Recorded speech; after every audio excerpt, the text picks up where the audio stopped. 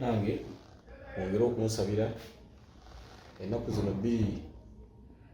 mbadde temumpuliriza nga siri bulungi nga mu lubuto mpulira nfa era bakunkolako endosikope ebakizuula nga mu lubuto nyinamu amabwa olaba kano akeeru amabwa manene nnyo geetaaga specialized medication so mwongere okunsabira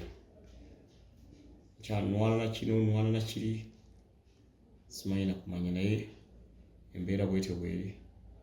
so mwongere okunsabira nabe nga ntereera buli lukyi wabaawo ekirwadde ekirala ekinzingako embeera mwendi naye nga endosikope si yakusaaga naye amabwa gano go geetaaga specialized medication.